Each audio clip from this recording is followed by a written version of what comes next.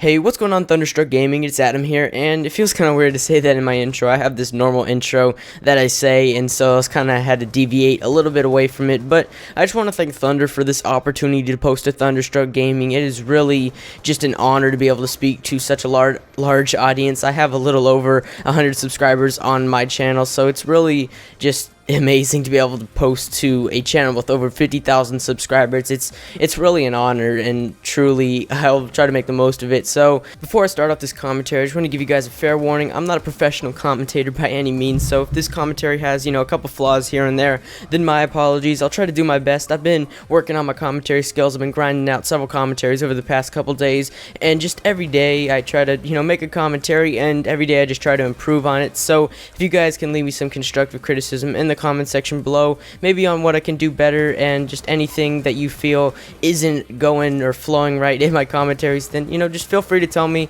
So anyways, one more thing is the Pats game. I watched it last night on the 12th of September. You guys probably will have no clue what I'm talking about. You'll be like, what is he talking about? Especially if you don't watch sports. But if you do watch sports, then you guys know if the Patriots and Jets game that happened on the 12th. I'm not a Jets fan. Why did I even say that? I'm a Patriots fan, and so I was reading Thunder Streets and I found out that he was a Patriots fan too. So I was like, oh, that's pretty cool. And so I don't know, the Patriots, they're gonna have it's a sketchy season. And right there, I turned on that sniper. Don't use the ballista, dude. Just don't do it. But I don't know, the Patriots are gonna have a kind of sketchy season. I don't think it's gonna be the greatest, but apologize about that. I just had to get that little football rant out of my system. But anyways, the commentary topic that I've chosen for today is about Call of Duty Ghost, and I know you guys have heard it about a million times, just things relating to Call of Duty Ghost, so I'll try not to bore you guys on too long, but this is just about how I think Call of Duty Ghost will be a successful game, or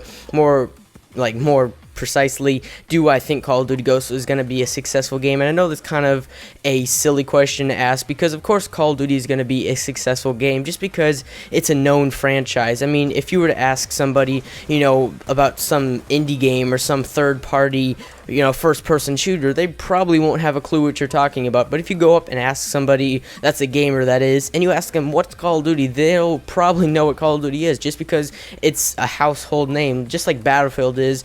And that's why it's kind of hard for smaller, not as developed franchises to get their first-person shooter games out there to compete with Call of Duty, because Call of Duty has taken up so much of the market, and people don't want to deviate from Call of Duty. I mean, when you go to buy a Call of Duty game, you know what you're getting. You're getting a Call of Duty game. It's going to be a fast-paced, action shooter. Or when you get a Battlefield game, it's going to be like a bunch of vehicles, and it's just going to be overall mayhem and chaos. I just said that weird, but it's you know what you're gonna get. But when you buy some third-party game, you don't know what you're gonna get. It's like a hit and miss. Like, should I spend $30 on this off-brand game, or should I pay $50 or $60 for Call of Duty, which I know is gonna be good? So people have to take a leap and get away from Call of Duty, and that's why Call of Duty is always the #1 selling game. I mean, I was just reading online an hour or two ago before I made this commentary. I was like, how much money does Call of Duty really make?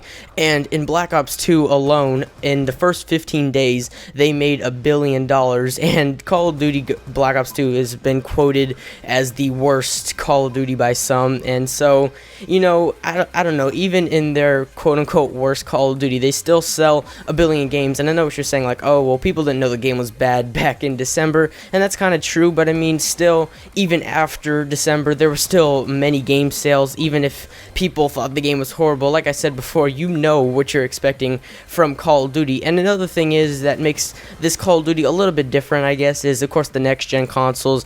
And again, I know you guys have heard next-gen console talk about a million times by almost every other commentator that's out there, so I won't go on too long. But I think next-gen consoles will definitely help out Call of Duty, and it will make it a better, more intricate game. I guess you can have more in-depth graphics. I mean, if you play PC Call of Duty, I don't think many of you do. Probably most people are console gamers, but if you do play PC, you know that the graphics are way better, and it's the truth. Even if you are a console supporter, which I am, I play PC sometimes, and I know that the graphics on PC are, they just blow console out of the water. And right here, oh my goodness, I just wanted to strangle that guy. He was sitting at the top of the stairs, about to get my second orbital. That was frustrating, I have to say that. But just next gen consoles, and they're gonna be better than the current gen consoles. I'm not gonna go into specifics, but I'm sure that you guys have already heard most of the specs already.